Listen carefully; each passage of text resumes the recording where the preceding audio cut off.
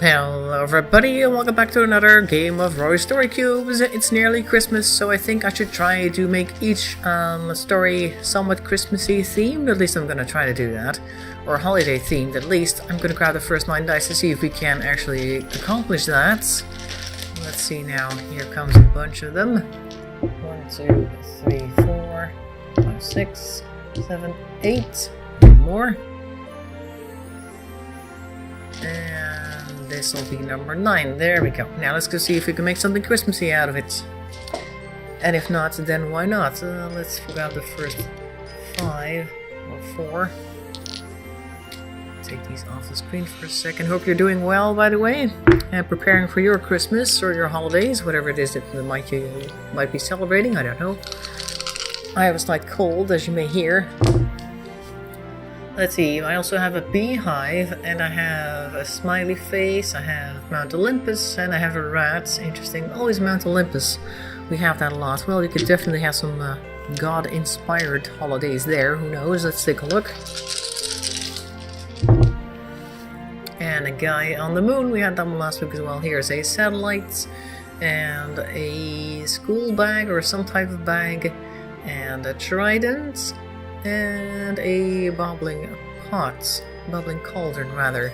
Make sure to pause the video here so you can take a look at the dice below. Hope they're still in view because I'm not quite sure where the screen ends today. There, I'll put them here just to be sure. There you go. So as usual, pause the video and take a look at the dice and come up with a story which you shall post below. I'd like to read them. For now though, let's see if we can make anything out of this, let alone make it be Christmassy. Let's see now. Once upon a time, on Mount Olympus, there was a god who usually took the shape of a rat. And he enjoyed that because it made him able to go in all types of small places. He would occasionally try to lift along in other people's bags when he would go adventuring. He once even managed to get to the moon like that, because the astronaut god / person that was at Mount Olympus didn't know that he was in the bag until they were actually there. And when they were there, they sent a message back to Mount Olympus, the rat person did, to show all their friends the pictures of how he had been in the moon, and he was like smiling and all of them. You know, there's people that take a photo when they're on holiday, and every photo they take, it's like them with whatever else there was nearby. Like, here's me in front of the Colossus, here's me in front of this, here's me in front of that. So that's what the red god person did, pretty much. Took photos of everything on the moon with himself in it, because that is apparently the most important thing. A screenshot, else it didn't happen. Okay, so one day he managed to get a ride with someone who went into the forest, and they found a beehive. They left the bag under the tree to go bathe in the water, and the bees didn't really like what was going on. They thought that the naked person in the river was a little bit offensive, so they got angry and started like swarming around, and they got in the bag as well, and the rat person wasn't very happy about that. So he jumped out and he ran away, only to find a small shack where he found there was a bubbling cauldron in there, and it wasn't a witch's shack as he originally thought, because it would look like to be some type of magical forest. Instead, it was actually the summer home of Poseidon, who had a little shack somewhere on the edge of a large river, which you could swim up to if you wanted to, and he was making himself some fish soup.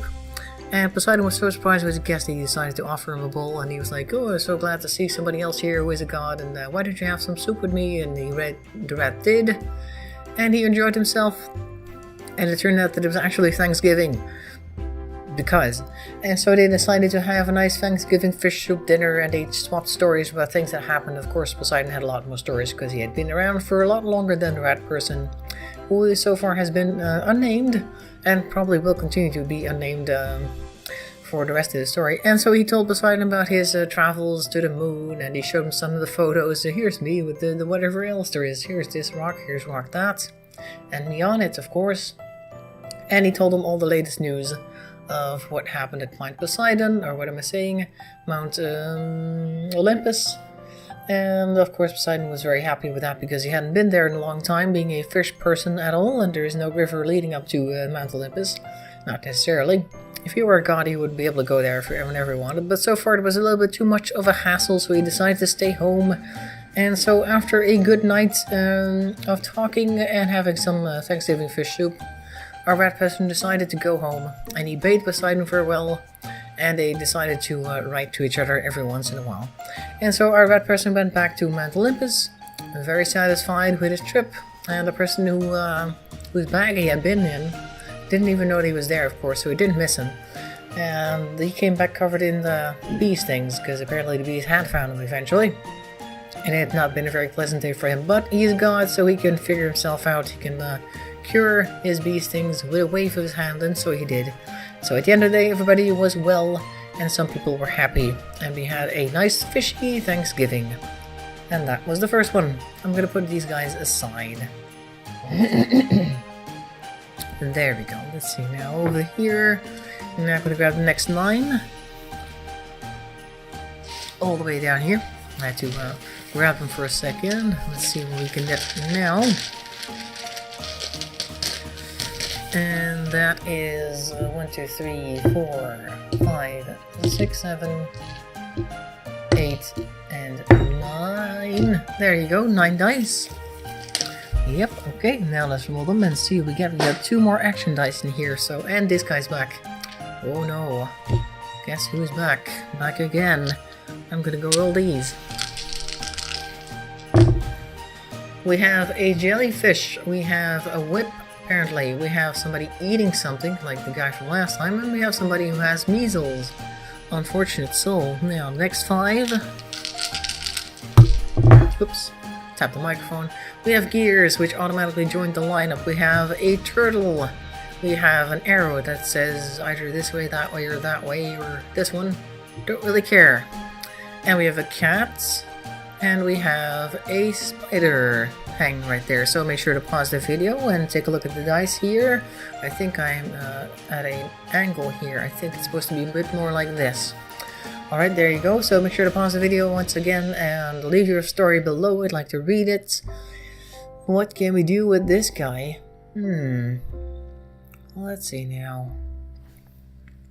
And there once was a guy right here who was eating a Christmas cookie. He had found it on a plate on Christmas morning and he wasn't quite sure what it was, but it looked delicious, so he decided to take a bite. And a few moments later he broke out in all these red and green spots and he wasn't sure what it was. But he had a little thought about it. He thought about it for a while and he also Googled it, and he found a few articles on red and green spots that they were apparently caused by the poison of a certain jellyfish.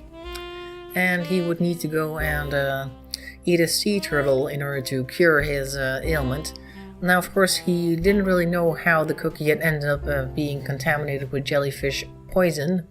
If jellyfish are poisonous, are they poisonous? Well, these are in any case. This type of jellyfish right here, this one's poisonous. Don't eat that one. Don't eat dice in general anyway. Alright, so he decided he needed to go and get a sea turtle. And he went to... well, he wanted to go to SeaWorld, but SeaWorld was closed because it was the holidays and nobody opens up. So he had to go all the way around SeaWorld to the actual sea, which was beyond it, because this SeaWorld was on the ocean edge. I'm not sure where the real SeaWorld is, if that is on the edge of the ocean. He figured he needed to go and find or fish, if with a little bit of imagination you can see a fishing rod here, for a sea turtle. And the fishing line, as you can see, it broke after a while, it just snapped. And he needed to get a new one, so he wasn't quite sure where to get one. So he went and looked around and he also thought about it for a while, because he's good at that, good at thinking. And he knew that nearby there was a farm where they had these spiders. Actually, no, they were spider goats, I gotta say. It's like a goat and a spider. Their genetics had been mixed up and you get a goat. And when you milk them and synthesize the milk, you get this really strong spider webbing out of it. Like the molecules for really strong spider webbing are in the milk of the goats, spider goats. And he made sure to grab a few spools of that, because the people who had those goats were making it, of course, for other uses, like military uses and all that sort of thing, industrial stuff. And he knew that this was really strong, so he made sure to attach that to his fishing rod. So he fished around for a bit longer, and eventually he caught a catfish, rather, because it's the ocean, you don't tend to get them with regular cats. Well, catfish were not on the list of things that he wanted to eat, because he needed to cure his spots, which were still red and green and are starting to glow a little bit. So he was starting to have a very bright face, which attracted a lot of people's attention, and they started poking fun at him. And after a while he still didn't manage to catch one of these fish, but he did get the attention of a certain person who was looking for someone to light the way, as they were going to go on a fairly dangerous pole expedition. And they asked him if he could like sit in the top of their boat because their regular lighting had broken. And they had heard a song on the radio that day about a reindeer who lit the way for Santa, and they thought, you know what, this guy could probably do the same. He's like, okay, I guess if I can't find a cure, I might as well be useful. And he made sure to ask them for a bowl of a specific type of ocean turtle soup as a reward, and they agreed to go fishing for it when they needed it. But first they needed the pole expedition. And he turned out to be quite instrumental for the expedition, as a matter of fact, because they managed to get lost a few times. But each time they got lost, then somebody managed to find this guy, and then they all gathered around him and they found each other again, and they were able to continue on their quest. And they returned with a lot of information, a lot of good stuff they found out about the North Pole. They didn't find Santa, unfortunately, but of course Santa's not real. I hope you're not like shocked to hear that, but still. Okay, so spoilers. And once they were really done, they finally gave him his bowl of soup, and he returned to normal and was once again very careful with eating cookies that randomly showed up at his house. Also, he never figured out who put the stuff in his cookies. He didn't make any of the cookies himself, so somebody made cookies out of this poison and then left them in his house, and he wasn't sure who was trying to prank him, but he knew he would get even someday. Perhaps do a little trick back out of his own. Anyway, so that was the story of Rudolph the red-nosed person. I'm gonna go, a red-faced person rather. I'm gonna put these guys over here so we can't get them a second time today. Keep things fresh, and I'm gonna go grab the next 9 dice. There is the bag. And here come the dice. Let's see now. Whoops. 1, 2, 3. Oops, that's 4, 5, 6, 7, 8, 9. There you go. Last 9 dice of the day. Let's see what we can make out of them. By the way, the backdrop is now not the shirt I had before. This is actually a skirt, because the shirt I couldn't find. It's in the laundry, I think. So this one has to do for today. Similarly gray, so hopefully it's not too big of a shock. Up, there we go. A circlet. A ladder. A dummy, a ventriloquist dummy, I think. A question mark. And a horse like you would find at a fair ride. Carnival ride. Here you go. Last 4. A squid or octopus. Octopus, yes. And there's somebody dancing. Here is a safe. And here is a heartbeat. Alright, you know the drill. Pause the video here to take a look at the dice. And make sure to post your story in the comment section below. I'm gonna go take a look at what I'm gonna do with all of this. Yeah,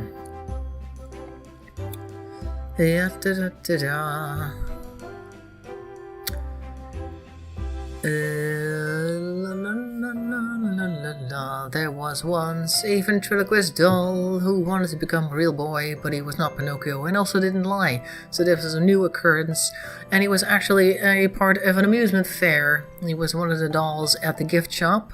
He had gained sentience like that, and so he wanted to become a real boy, and he went looking around, and he found a few things, among which he found a circlet.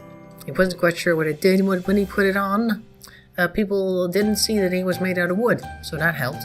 That also enabled him to walk around among the people and ask a few people around for directions. And if they knew anything that would turn people like alive, make them alive, and he asked a few people and they said that dancing would make you feel alive. So he went to the dance floor and he worked up quite a sweat. As you saw his heart rate. He didn't really have a heart, but if he had, it would have been through the roof.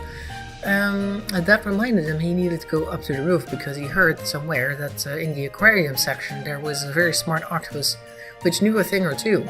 So he grabbed himself a ladder and he climbed the large tanks that were there and went through the skylight into one of the biggest tanks where he found the octopus. And since he was made out of wood, he floated near the top of the water, and so he was able to talk to the octopus, who said, I think what you're looking for is a certain type of shot which is being held in a safe, a very big safe somewhere in one of the largest tents of this carnival. Because you were not the first one to have had this happen to you. Excuse me. Apparently there is a magician of sorts running around enchanting dolls, and they did it to one of the horses as well. Of course, the horse was stuck on its platform and couldn't go anywhere, so it's rather unfortunate for him, but you can walk around and maybe you can make something out of yourself.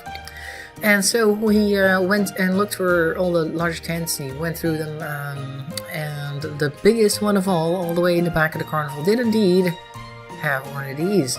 Big safe in there. And he looked at it for a while. He wasn't quite sure what to do with it because he'd never cracked a safe before. But he went looking around and eventually found a note scrawled somewhere on a little booklet somewhere in a drawer.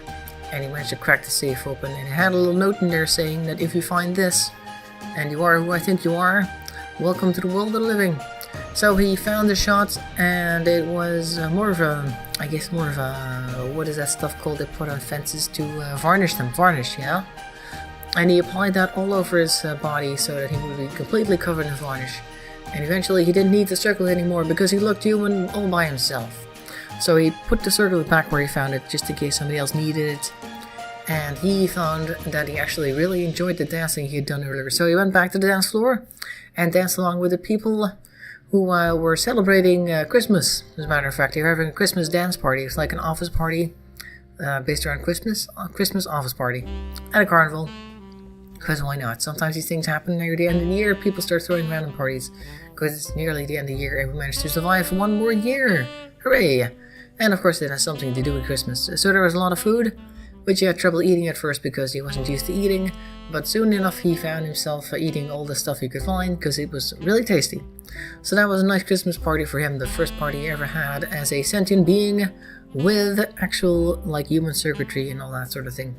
I mean like not circuitry, circulation. Like blood pumping through his veins because he had a heartbeat. He had a heart and everything. The varnish had made him a real boy. What a nice Christmas present that was. So that was the third and last and one of the last festive stories of the year. Next week, of course, we'll have another one of these episodes. I'm not sure if we're going to do festivity. Perhaps we'll do a theme of new beginnings. Who knows? Maybe we should do themes more often. Either way, those were the stories. I hope you enjoyed them. Once again, thanks for watching. I'll see you next time, and bye-bye for now.